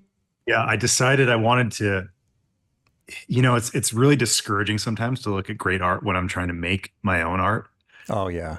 because it reminds me how far I have to go. And so I decided if it's hidden in my bathroom, there's a closed door, I don't have to look at it unless I really am ready to look at it and prepare myself mentally. So I've got the whole thing. It's like wallpapered, salon hung with from floor to ceiling, really, with paintings. And isn't it, don't you just want to sit on the toilet for hours with that? Yeah, exactly. Yeah, You probably have the numbest legs in your neighborhood, I bet. right. Yeah, That's awesome. Yeah, I know. And my it's like, studio's the same way. It's yeah. not the bathroom necessarily, but I've got this kind of loft area where it's more like a living space, and Mhm. that's full of art. But I have a different reason for not bringing it into the studio. My reason for not bringing it down in my work area is because if a client comes over, they're gonna realize how bad I suck compared to the work I collect. So Yeah. it's like, no, man, I got to make sure that the clients don't realize that all these other artists are better than me at painting. So, Yeah, that's where that bit of that scarcity thing pops back in. Same. I got to hide it all in the bathroom. People to well, realize how no, it's bad not that I don't want to sell. I'm kidding. I'm Yeah, I'm kidding. not going to sell it to them anyway. But Yeah, no. yeah, no, I've literally had people come to my studio and go, "Oh, I love that one." I'm like, "Yeah, that's by somebody else." Yeah, yeah, it kind of stings a little bit. Yeah, Oh that, man. that's happened to me as well. All right, so tell me about your inspiration because you how can I put this? I've been exposed to a lot of artists and a lot of art, obviously, as we all have, and it's really easy to just kind of get a thing going where you produce a version of the same painting over and over and over again. You could not be further from that syndrome. Like it's amazing to me the diversity while still maintaining style, the same style or similar style between works. I mean, look at the difference between these two. Hmm. They both look like your work, but holy crap, could they be more different? And I'm Right. curious where do you draw inspiration from? How do you move from this to this? Yeah, that's really the goal there's an artist named Ed Mell who's a hero of mine, actually just recently passed away. Um, but I always looked at his work and I feel like he created a world. Like he Yeah. created his own world. His vision was so strong that he could just touch anything and it was one of his paintings and you knew it a mile away. So that's always been my goal is to, have my own unique vision of whatever subject it is I'm painting. And hopefully I come out through that, Hmm. style is the most, I guess, like the easiest way to say it, but that style or the vision or voice really is that's the way I usually describe it as voice. I just remembered that term. It's like having your voice come through, Yeah. uh, and it's like handwriting. You want your paintings to feel like your own particular way of the way you handle handwriting or something. It just should naturally kind of come out that way. I like that voiceover style because voice suggests something you don't have control over, Hmm. an innate quality about you. So, like, I'm a host for a podcast. I can't sound like what's his name? Mike Rowe. Like I'll never have that deep, awesome voice that he Uh-huh. has. I have what I have. This is it. You know, Yeah. take it or leave it. And there is something about that when you have an authentic style where it is just what you produce and there's not a whole lot you can do about it. I mean, we can all vary to some degree. It's not like we have absolutely no control, but to some degree, if you're really being authentic, you'll keep making similar decisions from painting to painting, even though the results are different. Hmm. You make similar aesthetic decisions. Like, for example, the way you draw your clouds. Hmm. Like, you obviously, from the beginning, have had this desire to have flat shapes and almost, they're almost like fantasy world. It's almost like Yeah. a fantasy world in your work. And it's been consistent, even when it was really different. They're still consistent, even back when I first was introduced to your work. You're still in it. It's still the same guy.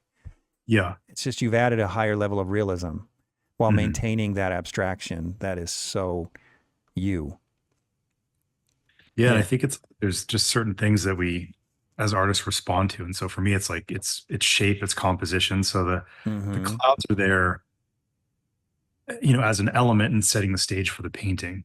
That's the way I look at every little thing. Like the painting you have the cursor over right now with the petals of the cactus. They're so cool. There's a reason I painted the clouds in that way. It's almost mimicking those paddle shapes, really flat, just weird puffy cloud shapes. Um, and to sort of continue on the pattern that creates, the dotted pattern of the cactus with the clouds. Mm-hmm.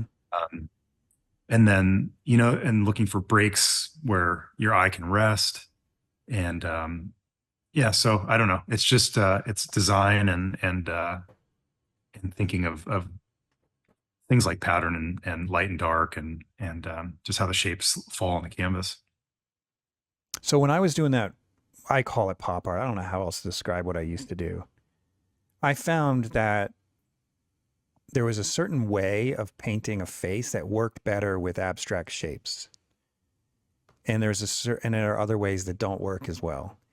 Do you find that when you're combining realism with abstraction that there's a certain way you need to apply paint that works better with how you tend to abstract your shapes in the painting? I don't know that I've ever. I don't know that I've ever even thought of that. That's not something Really? that necessarily something I think about. Or maybe I'm not understanding the question. Here's what I'm seeing. So let's look at this guy here. So even though this is realism, it's almost as though each plane of the face is also an abstract shape. It's like you're leaving the edges relatively hard within the forms, and those things seem to mimic the shapes out here. Mm, I see what you mean. Okay. But when I look at it at a glance, it feels like turning forms. But when you look at it more carefully, you're doing the same thing in here. Like this highlight is just a shape. Yeah. And the Like, highlights on the cheek are just a shape. And this shadow on the cheek is a shape. And all these shapes come together to a face, but yet it's just mimicking these shapes in the background. yeah, it's realistic by I guess by comparison or the relationship between something that's very, very simple, like the Yeah. flatness of the background, versus a slightly more rendered. And it's a lot of times it's value that does that too, and a couple transitions that feel, slightly more rendered. Um, it kind of fills in the blanks, and all of a sudden you feel like you're looking at something that's very realistic, but it's not. If you get close to most of my work, it's not highly rendered at all. Yeah. No, you can definitely tell that on your website. Hmm. Yeah, it looks like so much fun, your work to paint. It just, Yeah. it really does. Is that your experience, or do you ever just feel like, ugh, I don't No, really? it does. It's a struggle, man. Every time I see the struggle. I think most artists see the struggle in their own work. So I have a Yeah. hard time enjoying anything I look at. Um, So when you're but looking at this as I pan through, do you feel like a certain level of anxiety, like, oh, that's my work? yeah, I mean, I don't. I think there has to be like almost like you have to, I feel like I need to disconnect in a way. Because what am I going to do? It's like I make the things and I know I'm going to more than likely sell it or at least put it out there and try to sell. So I don't have too much of like I don't have a strong emotional connection to them. Right. And then the part of anxiety, whether it's good or bad, it's like I can't, it's like I just do my best. And because otherwise the paintings will never leave the studio. You can always do better. There's always something to pick apart. So it's like I really do the best I can, and I try to put the most into it I can as far as like my a really strong effort, an honest strong effort. I'm honest with myself. Is this the best I feel I could do in the amount of time that I have, and then it leaves the studio. If something doesn't feel right, I don't send it out. So what you mean by you could always do better is that it could always be done better. You can't necessarily do it better, or you wouldn't let it out of the studio. Right. Okay. Yeah. Just to Because be I know clear, because I know what I you mean. I know, like, I look at my paintings, I'm like, I know someone else could come in here and fix this, but yeah. I am completely tapped out. I have no idea what to do. Right. This is my best as of today. Yeah. There's Yeah. limitations. Like I am who I am. And this is Right. like this is the level I'm at. This is what I'm capable of doing. I don't know. It's like I look at my work sometimes and I don't even feel like I painted it. I feel like I shut my brain off to a degree. Mm-hmm. It's mostly intuitive, everything I do.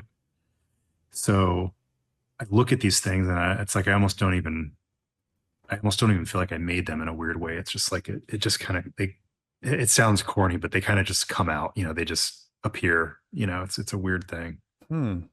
That's something I can't relate to at all. Hmm. That's really interesting. Yeah, I feel like by the time I'm done with a painting, well, I think you sort of said that you relate to this sentiment as well, though. So there is, I guess they can both happen at the same time. But when I'm done with a painting, I feel like I'm so familiar with it that I just want it out of my sight. It's just like all I can do is see every last brushstroke and I remember all of them. And so it's difficult for me to see the whole and appreciate the whole. But what oftentimes is a year later, I'll see the painting in a collector's home and be like, and it's almost like I'm looking at someone else's painting because I'm no longer that familiar, and Yeah. I can appreciate it a little more for what it is. I Yeah. don't know if you experience that as well. Yeah. And, I'll look at paintings that I did 5 or 6 years ago, and I think you forget about the struggle. It's almost like a like an old relationship, like with an ex girlfriend or something. You forget all the bad times. Yeah, yeah, just remember the good Yeah. stuff. Yeah, like Right. I hated my first year of college. My first year, I was Uh-huh. 17. I didn't want to go. I went all the way from New York to Idaho. And when I was there, I felt like I was suffering. Like I just wanted to go home. I had a girlfriend in New York. But now I look back 30 years later and I'm like, that was the best year of my life. Yeah. But I remember hating it. But Uh-huh. yet, yet I have fond memories. It's just Yeah, that's the thing. humanity is so weird. It is. It's weird. It's like that's what gets us through life is being able to forget all the horrible things Yeah, and move. it probably is some evolutionary coping mechanism. That's why kids are so cute when they're young. So you want to have more. But I Yeah. mean, yeah, so it's weird. I mean, I feel like I look at them as struggles because every painting I do, there's a point where at some point in the painting, I'm questioning if it's going to come out or not. But then at the same time, it's like I don't necessarily remember each brushstroke or really, Hmm. I just shut my brain off and work. I don't know. It's kind of hard to explain the feeling, but I just react. When you're mixing a color, is it too warm? Is it too cool? Is it too light, too dark? Is this edge too hard or too soft? It just feels right or doesn't. So it's a lot of feeling involved. Do you put a rough composition together in Photoshop or anything before you start? Or do Yeah, you many times I will. you will? But I'm Yeah. assuming it doesn't look like this because that would be really labor intensive to flatten the mountains and stylize the Oh, bushes. Is it more just a compositional thing? yeah, I do. So here, I'll do. Here's actually a new thing I'm working on. I don't know if this will show up on camera, but so Okay. here's a sketch. So things will start out like this. An idea will start out like this, Okay. right? So what I'll do is sometimes it'll be from a photograph, or other times I'll just here, let me pull this sketchbook up. I'll do things where it's just completely out of my head. where I'm just drawing simple shapes. Okay. You If know, and it's I out of don't your head, do you later, if you decide you like it, do you later set up a photo shoot to the sketch? sometimes, but usually what I do is when I do a photo shoot, I take thousands of pictures in all kinds of different angles and lighting situations. Um, and then I'll go through my reference and find something that works Hmm. for my idea. So Are these ideas based on concepts or emotion, or are they just purely compositional? it's just like stream of consciousness. I literally just start and just doodle, you Well, know. like for example, when you had those two figures standing next to each other, can we see that Uh, again? yeah. See if I can find that. Yeah. Okay, so with that one there, I'm trying to imagine that's so different than the ones around it. Yeah. Are you ever thinking of a narrative? When I say concept, I mean a narrative. Are you ever thinking like, oh, there's this guy walking with this person. Maybe they're thinking this, or is it literally? Well, you say stream of consciousness. Maybe you could expound on that a little more. Or is it It's just just putting lines down, and when a composition works, you're good? yeah, and I mean I may have an idea like, okay, I'm gonna draw somebody on horseback, and then figure out the rest around there and like, okay, maybe, Okay. you know, so So and that then would be one a subtle narrative. It would be a sort of a broad narrative. Man on horseback. yeah, and then Okay. one idea will lead to the next. So Whoa. I'll give myself again like a an assignment. Okay, I'm gonna draw portrait of a cowboy. How many or whatever it is, and how many different ways can I do the same thing over and over and make it interesting? Do you ever feel like you have too many sketches and you just can't even choose one? Yeah, but they usually they're distilled, you know, like that I'll do a bunch and then one or two of them might like looking at this, there's a few that I might end up turning into paintings and maybe none of them, you know, I don't know. You know what I There's struggle with, and I'm really being inspired by you right now. I want to see that one more time. Hold on. I like that. so this is an idea where the clouds are actually like they're giant men and the clouds are this is almost like Are more you going to do surrealism. this? Yeah. Oh, that's I a have a whole cool series of idea. these that I haven't even started yet. It's like finding the time, but I have a whole series of Your head's in these. the clouds. You're Yeah, going to head. exactly. Yeah. Oh, what was I going to say? Uh, oh, one of the things that I fall into, and this is with everything that I do. I mean, every craft that I do, every hobby that I have, is I'll get an idea in my head and painting, and I like it. I like the idea. I like the composition. So I hesitate to move forward and do more versions of it or too many more versions of it. I might do like 3 or 4 and then just be like, oh, I like this one the best. Mhm. But if forced to do more for some reason, there are occasions where something motivates me to do more besides just not being satisfied. And then I'm like, "Ugh, I need to always do this because my first idea isn't as good as I thought it was." Mhm. So with you, you've done a ton of sketches, and then you must have learned that lesson a long time ago to not go with your first one. And how did you learn it? I look at these as exercises to this day. I still, I was out to dinner with my kids last night and I had my little sketchbook I always carry in my pocket. Um, I think Dan McCaw actually was a very early influence because I would go to his studio and he just had sketchbooks full of little thumbnails like that.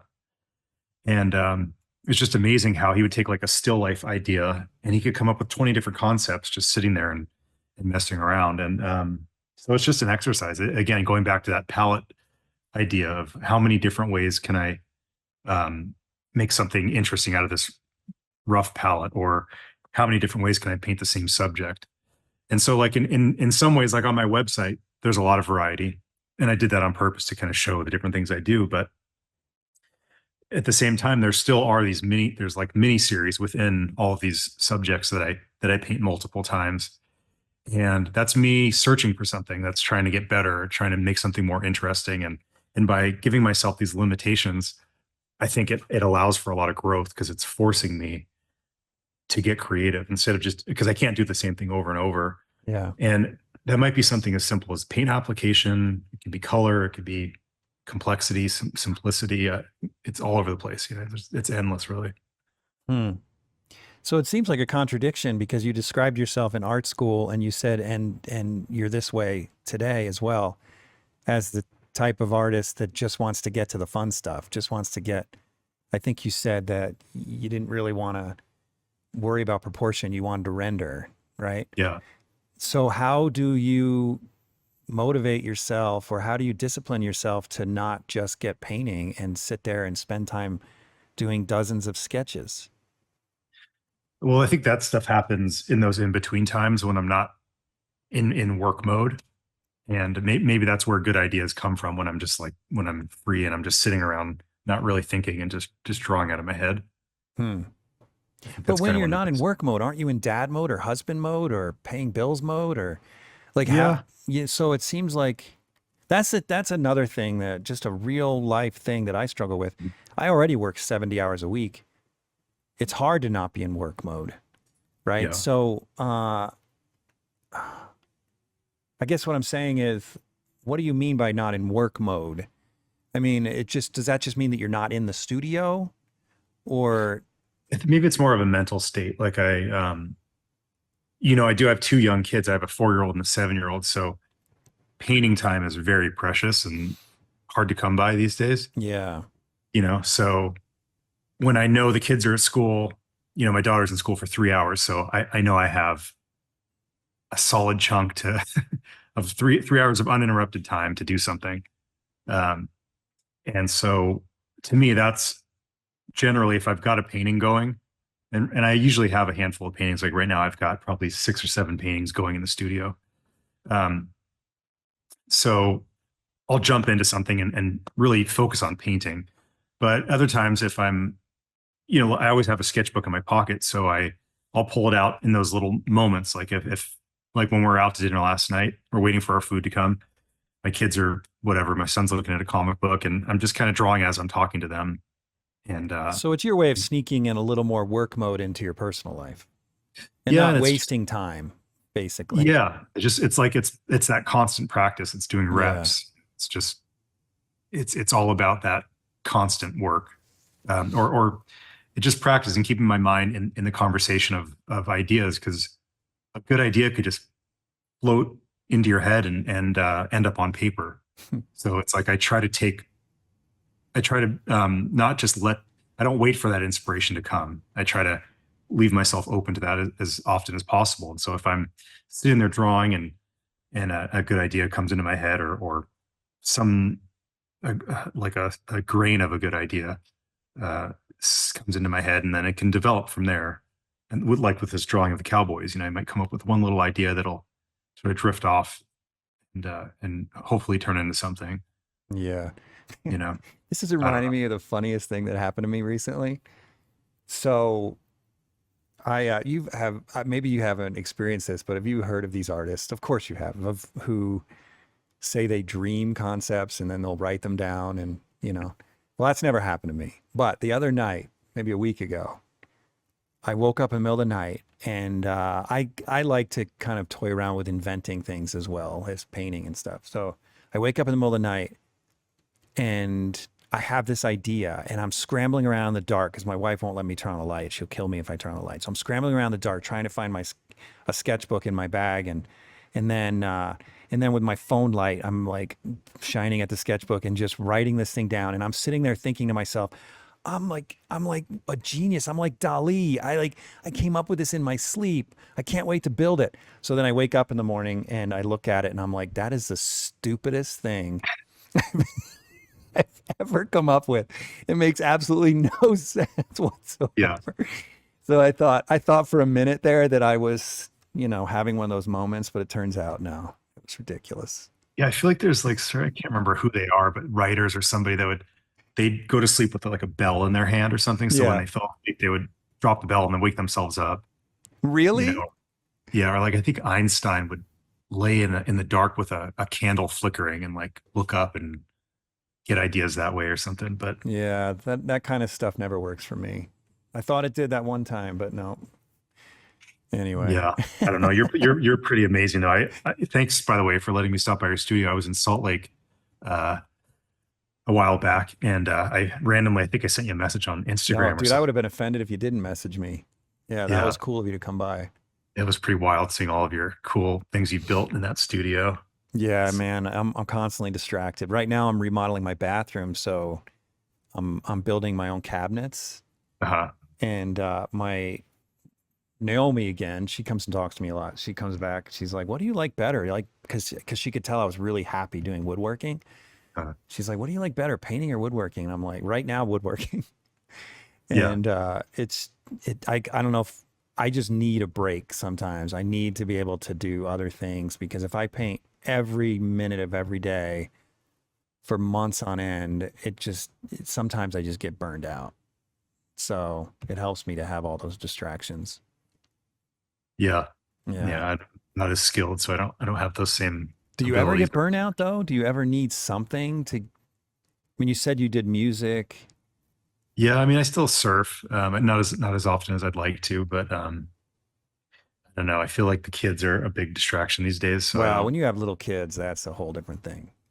My world has changed dramatically since my kids have gotten to a more adult age. My youngest is 16, but my other two are 20. Mhm. It's dramatically different. You're like in the thick of it right now. So you don't have time for anything but work and kids. Yeah, and it's mostly kids, and by choice. Yeah. I want to be a part of their early childhood. It's just such a quick, special time. So Yeah. I'm, It's an you know, awesome time. Seriously. yeah. So I'm finding weird hours to paint, here and there. So your wife must also work then. She's not home with the kids. Yeah, and well, she's with them a good chunk. She was in the fashion business for about 20 years, Mm-hmm. and then got out of that after we had our first kid, and just recently actually launched a new business. She's a really creative person and likes to be doing something. So Yeah. uh, she What's the just like business, if you can tell me? yeah, she does. She started a pressed juice company, so she does Really? like healthy fresh juices and stuff at a little shop in town here that she opened up. No way. That's So it's cool. just like something she's passionate about and wanted to do it. So, and she's really good with her branding, and it's super creative. Hmm. It's called Community Juice. If anybody wants to check it out, it's pretty Community fun. Juice. Is it online? Like Yeah, communityjuice.com? I think that's probably her website. I don't know. I just know her Instagram. That's Okay. Community Juice. Oh, hi. Yeah. Yeah. That's cool. Yeah, That's it's pretty cool. All right. fun. Well, remind us the show information that you're having in New York. Yeah. So the show is April 18th in New Okay. York at Gerald Peters Gallery, and I'm still working on it. I'm kind of in the thick of it right now. Um, I think I'm hoping for 12 to 15 paintings, depending on what comes out at the last minute here. But these are going to be relatively large paintings, right? So a few will, Because I'm looking at the sizes on these and none of them are small. Yeah, actually, for some reason, I'm doing a grouping of 8 by 10 inch paintings, which I've never done for a solo show.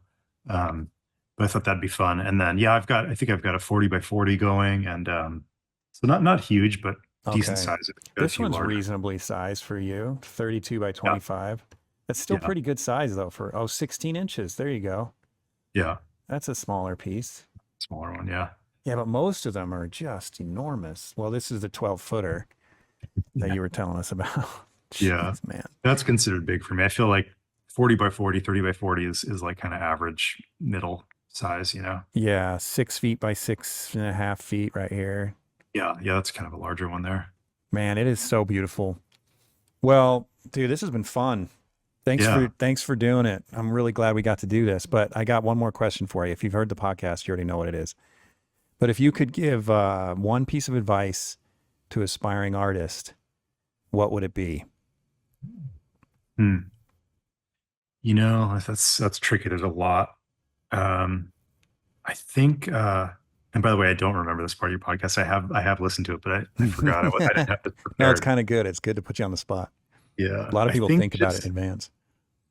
I think, kind of on the topic of like that social media thing is like, just try not to compare yourself to others and really focus on developing yourself as an artist and not rushing to get to this place of whatever perceived success or fame you may see out there. Um, it's all kind of smoke and mirrors, or not all of it, but a lot of it is smoke and mirrors at the end of the day. So if you really want to be an artist, the reason you're doing it is because you love art. So try and really develop your art and yourself, and not worry about the side of selling the paintings right away and finding some level of fame or whatever. It's just, I mean, even to this day, it's not something I think about. I almost have to trick myself into thinking that I'm just painting because I'm painting, and I don't worry about if it's going to sell or who's going to buy it or what kind of response it's going to get out there in the world. Um, it's just like an ongoing struggle to stay true to yourself and your own voice. Mhm. So whatever that means, however possible, I know it's getting trickier and trickier in the world, but really try to just develop yourself and try to ignore a lot of what you're seeing out there, because you know it's a lot to navigate. I don't know. Yeah. Yeah, that's Yeah, really good advice. I wish I could throw my phone away and didn't have to jump on that social media bandwagon yeah. I know because, I've considered multiple times just hiring somebody else to do it for me and get a flip phone or something. yeah, I know. It's so distracting and yeah. But what I say as a follow up to that, Yeah. so you didn't get a job, right? You avoided, you applied once, but you didn't get it, and it turned out to be a good thing for you. So Mhm. when, what would be your advice if someone can't afford to experiment and stay unemployed, so to speak, with during that period of time? I mean, how do you, I guess what I'm saying is how do you recommend someone handle that sort of scary stage in their career where they're figuring out who they are, not focusing on selling paintings, but they still need to free up enough time in their lives to make paintings and experiment? Yeah. I mean, I'm dealing with a lot of time management now, and the trickiness of getting all the things I want to get done in a day. And it's not easy and it's not fun. Like I get up super early in the morning so that I can exercise before before the kids are awake, because I want to be healthy for them and for Mm-hmm. myself. So um, and oftentimes I'm staying up late to paint and get the work in where I can. And I think just being smart about those sort of things, time management. If you really are honest with yourself, you can find the time. It may not be pleasant. You may have to get up earlier or stay up later. Or not watch Uh, TV or stay off your phone. yeah, exactly. There's hours that go by of wasted time. So being really strict about that. And there's many days in the week where I'll get 2-3 hours if I'm lucky of painting in. And this is somebody that has like a full-time artist. This is my career. It's all I do. So don't feel like you need to get 8 hours a day in of painting. If you can give yourself, if you have an hour lunch break from your job, you should be able to scarf your food down and do a little sketch or a painting in a half hour. Bring your watercolor set with you, your little travel watercolor set, sit in your car during lunch and paint a tree that you see, or a building or whatever it Mm-hmm. is. Just get those reps in. Just it's about just being in the conversation of art, making art, and you'll develop over time. If all you can do is, if you're a mom and you've got and I know this is easier said than done, but if your kid's napping and you have 45 minutes or an hour, do a quick drawing of a flower in a vase that's in your house, or look out your window and paint the house across the street, or draw the house across the street, or whatever it is. Just get the reps in, and those little things you'll develop. You'll learn something every time you make a piece of art. And it may seem like who wants to paint a house across the street, but you'll get something from it. It's just about moving forward. So, Mm-hmm. again, it's easier said than done, but if you really want it, you just got to find the time. And I could hear people saying, "Well, yeah, right, I don't have the time." I get it, but That's it's just baloney. There's always wasted time. There's so yeah, much, people waste so much time. yeah, Yeah. myself included. And I'm still, there's just so many distractions out there, and I still like I said, I get up early, way before the sun rises, and I stay up way later than many hours after the sun sets. But I mean, there um, is the, obviously there's going to be the exception of the single parent that's working two jobs and then yeah, parenting and then preparing meals and cleaning up their home and everything else.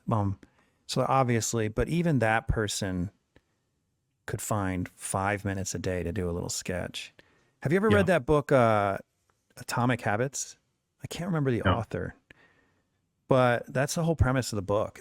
The idea is that these things, almost like investing money, it's just they add up, little tiny things, atomic movements, atomic efforts. Atomic meaning not like an atomic bomb, but atom size efforts, right? Hmm. They add up. If I exercise just, let's say 15 minutes a day, which isn't a lot, but 15 minutes a day over a year, Hmm. that's a quarter of 365 hours in a year, right? What is that? Like 75? I don't know. My math's not that quick, but I'm not the math guy. Yeah, I yeah, don't know. but that's a lot of hours put in. And but where a lot of people won't exercise at all if they can't get a full hour in, Yeah, right? totally. I was just going to bring that exact same thing up. Yeah. Yeah. And I'm guilty of that. I was guilty of that. Now I literally have a 15-minute exercise program. And just to make my point, I've gotten more progress out of this 15-minute exercise program than I've had in 17 years of exercising. Yeah. And the reason why is because I can be consistent.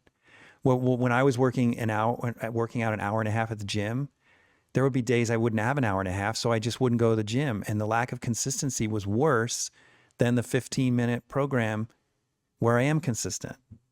And it's It's easier for you to crazy. keep that. It's easier for you to keep that up too, because the consistency of doing it every day or however often you are, it's like you can stick to that 15 minutes. Right. Because it's less of a commitment. It's almost easier to get into. And yeah, I know the exact same thing. I would talk myself out of exercising because I don't have an hour or however long it is. But Right. I've done the exact same thing where yesterday I worked out for a half hour, but it was a good, strong half hour.